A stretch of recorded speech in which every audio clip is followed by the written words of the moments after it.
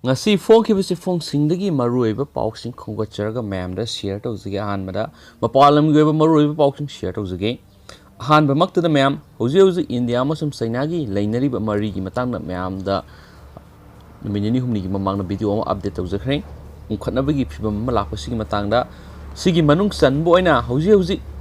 India da karambalamna support tawri haibasigi matangda mamda share tawjige ngasi phongkhibasi phongsingdagi lokhacharakanda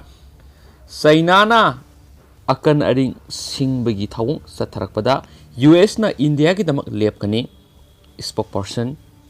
China na India gi mayokta satharakliba thawsil kya sida United States na India gi maikaida lepkani haina US State Department gi spokesman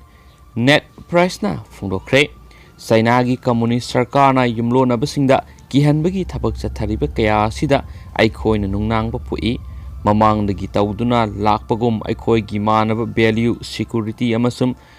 nungai phaba kayagi damak aikhoina marup singidamak partner amadi alliance ki singidamak lepkani handaki matang asidana Indo Pacific ta oigani haina rise na media da phungdokhi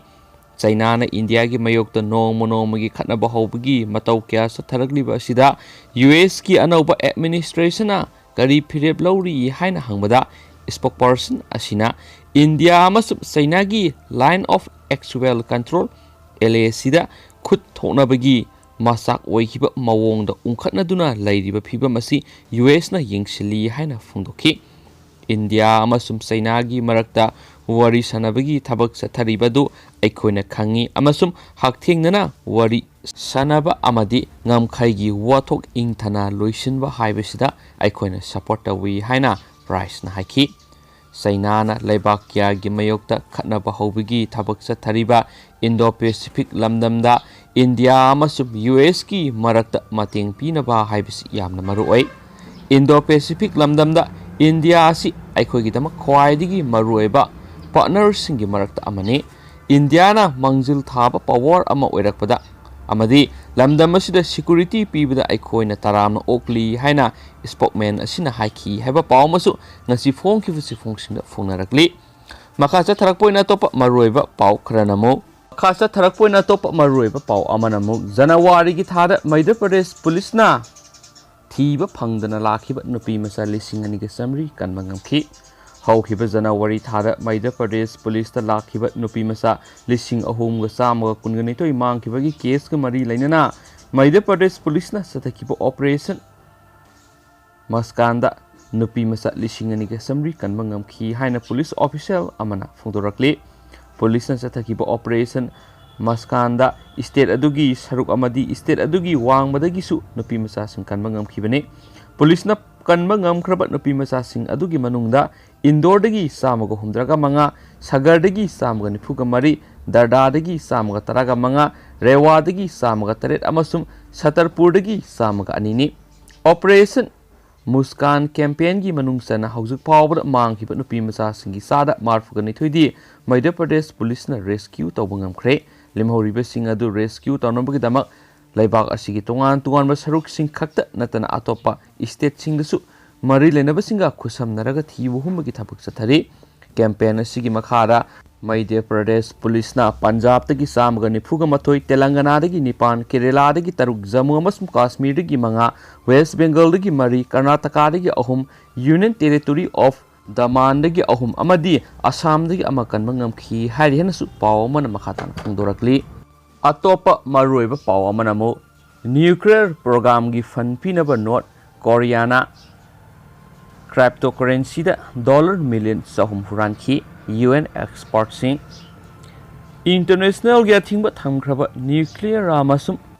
ballistic missile program sing sagotnaba kuidringai gi thakhragi manungda North Korea na cyber attack sing tawduna $million sahum henbagi cryptocurrency huranki haina aronbo oina thamba UN report amana phongdokre Pyongyang gi mathakta thamliba sanction sing monitor tawriba expert singi panel amana khomjinba report aduna English singani ga taraga mapandagi November English singani ga kun phawbagi lebak adugi virtual asset ki apunbagi huran badu sarakna $million ꯆꯍꯨꯝꯒ ꯇꯔꯥꯒ ꯇꯔꯨꯛꯀ point ꯃꯔꯤꯔꯣꯝꯒꯤꯅꯤ ꯍꯥꯏꯅ UN member ꯑꯃꯒꯤ ꯋꯥꯔꯣꯜ ꯄꯜꯂꯗꯨꯅ ꯍꯥꯏꯈꯤ꯫ ꯄꯤꯌꯣꯡꯌꯥꯡꯒꯤ nuclear ꯑꯃꯁꯨꯡ missile ꯗꯤꯕꯦꯂꯞꯃꯦꯟꯠꯀꯤꯗꯃꯛ ꯁꯦꯟ ꯃꯇꯤꯛ ꯆꯥꯅ ꯐꯪꯅꯕ ꯐꯥꯏꯅꯥꯟꯁꯤꯌꯦꯜ ꯏꯟꯁꯇꯤꯇ꯭ꯌꯨꯠꯁꯤꯡ ꯑꯃꯁꯨꯡ ꯑꯦꯛꯁꯆꯦꯟꯖꯁꯤꯡ ꯍꯦꯛ ꯇꯧꯈꯤ꯫ ꯍꯧꯈꯤꯕ ꯆꯍꯤꯒꯤ ꯑꯊꯦꯡꯕꯗ ꯍꯨꯔꯥꯟꯕ ꯑꯅꯤꯗꯒꯤ ꯑꯆꯧꯕ ꯁꯦꯟꯐꯝ ꯐꯪꯈꯤ꯫ ꯌꯥꯝꯅ ꯐꯖꯅ ꯇ꯭ꯔꯦꯅꯤꯡ ꯇꯧꯔꯕ ꯍꯦꯀꯔ ꯂꯤꯁꯤꯡ ꯀꯌꯥꯒꯤ ꯑꯥꯔꯃꯤ ꯑꯃ ꯑꯣꯄꯔꯦꯠ ꯇꯧꯕꯒꯤ ꯅꯣꯔꯊ ꯀꯣꯔꯤꯌꯥꯕꯨ ꯈꯪꯅꯩ꯫ ꯃꯈꯣꯏꯅ ꯁꯥꯎꯊ ꯀꯣꯔꯤꯌꯥ ꯑꯃꯁꯨꯡ ꯑꯇꯩ ꯂꯩꯕꯥꯛꯁꯤꯡꯗ ꯐꯥꯔꯝꯁꯤꯡ, institutionꯁꯤꯡ ꯑꯃꯁꯨꯡ ꯔꯤꯁꯔꯆꯔꯁꯤꯡ ꯑꯦꯇꯦꯛ ꯇꯧꯏ꯫ ꯏꯟꯇꯔꯅꯦꯁꯅꯦꯜꯅ ꯑꯊꯤꯡꯕ ꯊꯝꯕ ꯅ꯭ꯌꯨꯀ꯭ꯂꯤꯌꯔ ꯋꯤꯄꯟꯁ ꯑꯃꯁꯨꯡ ꯕꯥꯂꯥꯁꯇꯤꯛ ꯃꯤꯁꯥꯏꯜ ꯄ꯭ꯔꯣꯒ꯭ꯔꯥꯝꯁꯤꯡ ꯆꯠꯊꯕꯒꯤꯗꯃꯛ ꯅꯣꯔꯊ ꯀꯣꯔꯤꯌꯥꯒꯤ ꯃꯊꯛꯇ ꯏꯟꯇꯔꯅꯦꯁꯅꯦꯜꯒꯤ ꯁꯦꯡꯁꯟ ꯀꯌꯥ ꯊꯝꯂꯤ꯫ ꯄ꯭ꯔꯣꯒ꯭ꯔꯥꯝꯁꯤꯡ ꯑꯗꯨ ꯂꯨꯆꯤꯡꯕ ꯀꯤꯝ ꯖꯣꯡꯒꯤ ꯃꯈꯥꯗ ꯈꯣꯡꯂꯩ ꯊꯨꯅ ꯆꯥꯎꯈꯠꯂꯛꯈꯤ꯫ ꯗꯣꯂꯔ ꯃꯤꯂꯤꯌꯟ 240ꯒꯤ ꯑꯣꯏꯒꯗꯕ ꯀ꯭ꯔꯥꯏꯞꯇꯣꯀꯔꯦꯟꯁꯤꯁꯤꯡ ꯍꯨꯔꯥꯟꯈꯤꯕ ꯀ꯭ꯔꯥꯏꯞꯇꯣꯀꯔꯦꯟꯁꯤ ꯑꯦꯛꯁꯆꯦꯟꯖ ꯑꯃꯗ ꯆꯠꯊꯈꯤꯕ ꯁꯦꯞꯇꯦꯝꯕꯔ 2010 ꯍꯦꯛ ꯑꯃ ꯃꯈꯣꯏꯅ ꯊꯤꯖꯤꯜꯂꯤ ꯍꯥꯏꯅ UN ꯄꯦꯅꯦꯜ ꯑꯗꯨꯅ ꯍꯥꯏꯈꯤ꯫ ꯃꯗꯨꯒꯤ ꯊꯥ ꯑꯃꯒꯤ ꯃꯇꯨꯡꯗꯁꯨ ꯑꯅꯤꯁꯨꯕ ꯁꯥꯏꯕꯔ ꯑꯦꯇꯦꯛ ꯑꯃꯅ ꯗꯣꯂꯔ ꯃꯤꯂꯤꯌꯟ 23 ꯂꯧꯊꯣꯛꯈꯤ꯫ ꯄꯤꯌꯣꯡꯌꯥꯡꯒꯤ ꯁꯥꯏꯕꯔ ꯋꯥꯔꯐꯤꯌꯔꯒꯤ ꯇꯧꯕ ꯉꯝꯕꯁꯤꯡ ꯑꯗꯨ ꯃꯈꯣꯏꯒꯤ ꯂꯨꯆꯤꯡꯕ ꯀꯤꯝꯕꯨ ꯀꯔꯦꯝ ꯀꯊꯥꯏꯅꯕ ꯗꯤ ꯏꯟꯇꯔꯚ꯭ꯌꯨ ꯀꯧꯕ ꯐꯤꯂꯝ ꯑꯃꯒꯤꯗꯃꯛ ꯂꯃꯟ ꯈꯨꯝꯕ ꯑꯣꯏꯅ ꯁꯣꯅꯤ ꯄꯤꯛꯆꯔꯁ ꯏꯟꯇꯔꯇꯦꯟꯃꯦꯟꯠꯗ ꯍꯦꯛꯀꯤꯡ ꯇꯧꯈꯤ ꯍꯥꯏꯅ ꯃꯈꯣꯏꯕꯨ ꯃꯔꯥꯜ ꯁꯤꯈꯤꯕ 2013ꯗ ꯑꯍꯥꯟꯕ ꯑꯣꯏꯅ ꯃꯥꯂꯦꯝꯗ ꯁꯛꯈꯪꯅꯔꯛꯈꯤꯕꯅꯤ꯫ ꯑꯦꯇꯦꯛ ꯑꯗꯨꯅ ꯃꯔꯝ ꯑꯣꯏꯗꯨꯅ ꯃꯤꯌꯥꯝꯗ ꯊꯥꯗꯣꯛꯇ꯭ꯔꯤꯕ ꯃꯨꯚꯤ ꯀꯌꯥꯃꯔꯨꯝ ꯑꯃꯁꯨꯡ ꯑꯔꯣꯟꯕ ꯗꯣꯀꯨꯃꯦꯟꯠꯁꯤꯡꯒꯤ ꯌꯥꯝꯂꯕ ꯄꯨꯀꯩ ꯑꯃ ꯑꯣꯟꯂꯥꯏꯟꯗ ꯊꯥꯒꯠꯂꯛꯈꯤ꯫ ꯕꯪꯒ꯭ꯂꯥꯗꯦꯁ ꯁꯦꯟꯇ꯭ꯔꯦꯜ ꯕꯦꯡꯛꯇꯒꯤ ꯗꯣꯂꯔ ꯃꯤꯂꯤꯌꯟ 42ꯒꯤ ꯁꯥꯏꯕꯔ ꯊꯦꯐ ꯂꯣꯏꯅꯅ ꯇꯥꯏꯋꯥꯟꯒꯤ ꯐꯥꯔ ꯏꯁꯇꯔꯟ ꯏꯟꯇꯔꯅꯦꯁꯅꯦꯜ ꯕꯦꯡꯛꯇꯒꯤ ꯗꯣꯂꯔ ꯃꯤꯂꯤꯌꯟ 70 ꯍꯨꯔꯥꯟꯈꯤꯕꯒꯤꯗꯃꯛꯇꯁꯨ ꯅꯣꯔꯊ ꯀꯣꯔꯤꯌꯥꯕꯨ ꯃꯔꯥꯜ ꯁꯤꯔꯤ꯫ ꯕꯤꯠꯀꯣꯏꯟ ꯑꯃꯁꯨꯡ ꯑꯇꯩ ꯁꯥꯏꯕꯔ ꯀꯔꯦꯟꯁꯤꯁꯤꯡꯒꯤ ꯚꯦꯜꯌꯨ ꯑꯗꯨ ꯋꯥꯡꯈꯠꯂꯛꯈꯤꯕꯒ ꯅꯣꯔꯊ ꯀꯣꯔꯤꯌꯥꯒꯤ ꯍꯦꯀꯔꯁꯤꯡꯅ ꯀ꯭ꯔꯥꯏꯞꯇꯣꯀꯔꯦꯟꯁꯤ ꯆꯦꯟꯖꯔꯁꯤꯡ ꯑꯦꯇꯦꯛ ꯇꯧꯗꯨꯅ ꯐꯟ ꯈꯣꯝꯒꯠꯅꯕꯒꯤ ꯀꯦꯝꯄꯦꯟꯁꯤꯡ ꯍꯦꯟꯒꯠꯂꯛꯈꯤ꯫ ꯂꯩꯕꯥꯛ 180ꯗ ꯀꯝꯄ꯭ꯌꯨꯇꯔ 3,00,000 ꯔꯣꯝ ꯏꯟꯐꯦꯛ ꯇꯧꯍꯟꯗꯨꯅ ꯌꯨꯖꯔ ꯐꯥꯏꯜꯁꯤꯡ ꯑꯦꯟꯇ꯭ꯔꯦꯞ ꯇꯧꯈꯤꯕ ꯑꯃꯁꯨꯡ ꯃꯈꯣꯏꯒꯤ ꯃꯄꯨꯁꯤꯡ ꯑꯗꯨꯗ ꯀꯤꯁꯤꯡ ꯑꯗꯨ ꯑꯃꯨꯛ ꯐꯪꯍꯟꯅꯕꯒꯤꯗꯃꯛ ꯃꯈꯣꯏꯗꯒꯤ ꯗꯣꯂꯔ ꯆꯥ ꯀꯌꯥꯒꯤ ꯗꯤꯃꯥꯟ ꯇꯧꯗꯨꯅ 2018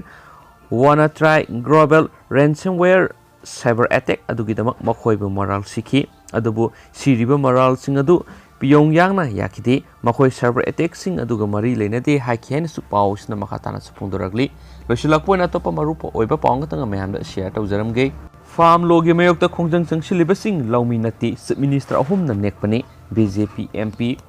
ꯅꯦꯁꯅꯦꯜ ꯀꯟꯐꯔꯦꯟꯁꯀꯤ ꯐꯥꯔꯨꯛ ꯑꯕꯗꯨꯜꯂꯥꯅ ꯋꯥꯊꯣꯛ ꯑꯣꯏꯔꯤꯕ ꯑꯦꯒ꯭ꯔꯤ ꯂꯣ 3 ꯑꯗꯨ ꯍꯣꯡꯗꯣꯛꯄ ꯌꯥꯔꯣꯏꯗꯕ ꯂꯥꯏꯅꯤꯡꯒꯤ ꯂꯥꯏꯔꯤꯛꯁꯤꯡꯒꯨꯝꯅ ꯅꯠꯇꯦ ꯑꯃꯁꯨꯡ ꯋꯥꯔꯣꯏꯁꯤꯟ ꯑꯃ ꯐꯪꯅꯕ ꯁꯦꯟꯇꯔꯗ ꯑꯄꯤꯜ ꯇꯧꯔꯛꯈꯤꯕꯒꯤ ꯇꯥꯂꯛꯇ ꯗꯦꯜꯂꯤꯒꯤ ꯉꯝꯈꯩꯁꯤꯡꯗ ꯈꯣꯡꯖꯪ ꯆꯪꯁꯤꯜꯂꯤꯕ ꯄ꯭ꯔꯣꯇꯦꯁꯇꯔꯁꯤꯡ ꯑꯗꯨ ꯂꯧꯃꯤꯁꯤꯡ ꯅꯠꯇꯦ, ꯃꯈꯣꯏ ꯑꯗꯨ ꯆꯤꯞ ꯃꯤꯅꯤꯁꯇꯔ 3ꯅ ꯁꯦꯟ ꯄꯤꯔꯒ ꯅꯦꯛꯄꯅꯤ ꯍꯥꯏꯅ ꯉꯔꯥꯡ BJP MP ꯔꯃꯦꯁ ꯕꯤꯗꯨꯔꯤ ꯀꯧꯕ ꯑꯃꯅ ꯍꯥꯏꯈ꯭ꯔꯦ꯫ ꯄ꯭ꯔꯁꯤꯗꯦꯟ ꯑꯦꯗ꯭ꯔꯦꯁꯇ ꯃꯣꯁꯟ ꯑꯣꯐ ꯊꯦꯡꯛꯁꯀꯤ ꯃꯇꯥꯡꯗ ꯂꯣꯛ ꯁꯚꯥꯗ ꯈꯟꯅ ꯅꯩꯅꯕꯗꯨ ꯍꯧꯗꯣꯛꯂꯗꯨꯅ MP ꯔꯃꯦꯁ ꯕꯤꯗꯨꯔꯤꯅ ꯍꯥꯏꯈꯤ ꯃꯤꯑꯣꯏꯁꯤꯡ ꯄ꯭ꯔꯣꯇꯦꯁꯇꯔꯁ ꯑꯗꯨ CPI ꯑꯃꯁꯨꯡ CPIMꯒ ꯂꯣꯏꯅꯕ ꯂꯨꯆꯤꯡꯕꯁꯤꯡꯅꯤ꯫ ꯄ꯭ꯔꯣꯇꯦꯁ ꯑꯗꯨꯗ ꯁꯦꯟ ꯊꯥꯗꯩ ꯍꯥꯏꯅ ꯃꯍꯥꯛꯅ ꯃꯔꯥꯜ ꯁꯤꯔꯤꯕ ꯆꯤꯞ ꯃꯤꯅꯤꯁꯇꯔ 3ꯒꯤ ꯃꯃꯤꯡ ꯑꯗꯨꯗꯤ ꯃꯍꯥꯛꯅ ꯄꯤꯌꯨ ꯌꯥꯈꯤꯗꯦ꯫ BJP MP ꯑꯗꯨꯅ ꯀꯪꯒ꯭ꯔꯦꯁ ꯄꯥꯔꯇꯤꯕꯨꯁꯨ ꯂꯧꯃꯤꯁꯤꯡ ꯑꯗꯨꯕꯨ ꯂꯥꯟꯅ ꯂꯝꯖꯤꯡꯅꯕ ꯁꯛꯀꯨꯅꯤꯒꯤ ꯁꯛꯂꯣꯟ ꯂꯧꯔꯤ ꯍꯥꯏꯈꯤ꯫ ꯈꯟꯅ ꯅꯩꯅꯕ ꯑꯗꯨꯗ ꯁꯔꯨꯛ ꯌꯥꯔꯗꯨꯅ ꯅꯦꯁꯅꯦꯜ ꯀꯟꯐꯔꯦꯟꯁꯀꯤ ꯂꯨꯆꯤꯡꯕ ꯁꯔꯨꯛ ꯑꯕꯗꯨꯜꯂꯥꯍꯅ ꯂꯧꯃꯤꯁꯤꯡꯒꯤ ꯋꯥꯊꯣꯛ ꯑꯁꯤꯒꯤ ꯃꯇꯥꯡꯗ ꯑꯩꯍꯥꯛꯅ ꯃꯁꯤꯒꯤ ꯍꯥꯏꯖꯕꯁꯤ ꯊꯝꯕ ꯄꯥꯝꯃꯤ ꯍꯥꯏꯈꯤ꯫ ꯃꯁꯤ ꯈꯨꯗꯥꯏ ꯀꯤꯇꯥꯕ ꯍꯥꯏꯕꯗꯤ ꯂꯥꯏꯅꯤꯡꯒꯤ ꯑꯣꯏꯕ ꯂꯥꯏꯔꯤꯛ ꯑꯃ ꯅꯠꯇꯦ꯫ ꯂꯥꯏꯒꯤ ꯂꯥꯏꯔꯤꯛ ꯑꯗꯨꯗꯤ ꯑꯩꯈꯣꯏꯅ ꯍꯥꯡꯗꯣꯛꯄ ꯉꯝꯗꯦ, ꯂꯣ ꯑꯗꯨꯗꯤ ꯑꯩꯈꯣꯏꯅ ꯁꯦꯝꯕꯅꯤ, ꯃꯈꯣꯏꯅ ꯄꯥꯝꯂꯕꯗꯤ ꯃꯗꯨ ꯀꯛꯊꯠꯄ ꯌꯥꯏ꯫ ꯅꯈꯣꯏꯅ ꯃꯈꯣꯏꯗ ꯀꯔꯤꯒꯤ ꯋꯥ ꯉꯥꯡꯗ꯭ꯔꯤꯕꯅꯣ ꯑꯃꯁꯨꯡ ꯃꯈꯣꯏꯅ ꯄꯥꯝꯂꯤꯕꯗꯨ ꯀꯔꯤꯒꯤ ꯇꯧꯗ꯭ꯔꯤꯕꯅꯣ ꯍꯥꯏꯅ ꯃꯍꯥꯛꯅ ꯍꯥꯏꯈꯤ꯫ ꯃꯆꯦꯠ ꯑꯅꯤ ꯈꯥꯏꯗꯣꯛꯈ꯭ꯔꯕ ꯖꯝꯃꯨ ꯑꯦꯟഡ് ꯀꯥꯁꯃꯤꯔꯕꯨ ꯑꯃꯨꯛ ꯍꯟꯅ ꯑꯃꯠꯇ ꯑꯣꯏꯅ ꯄꯨꯟꯁꯤꯟꯅꯅꯕ ꯑꯄꯤꯜ ꯇꯧꯔꯗꯨꯅ ꯐꯥꯔꯨꯛ ꯑꯕꯗꯨꯜꯂꯥꯍꯅ ꯒꯚꯔꯟꯃꯦꯟꯠꯇ ꯃꯤꯌꯥꯝꯕꯨ ꯃꯈꯣꯏꯒꯤ ꯂꯥꯏꯅꯤꯡꯒꯤ ꯑꯣꯏꯕ ꯑꯥꯏꯗꯦꯟꯇꯤꯇꯤꯒꯤ ꯌꯨꯝꯐꯝꯗ ꯇꯣꯉꯥꯟ-ꯇꯣꯉꯥꯟꯅ ꯈꯦꯠꯅꯍꯟꯗꯅꯕ ꯑꯄꯤꯜ ꯇꯧꯈꯤ ꯍꯥꯏꯕ ꯄꯥꯎ ꯑꯃꯁꯨ ꯉꯁꯤ ꯐꯣꯡꯈꯤꯕ ꯆꯤꯐꯣꯡꯁꯤꯡꯗ ꯐꯣꯡꯅꯔꯤ꯫ And thank U.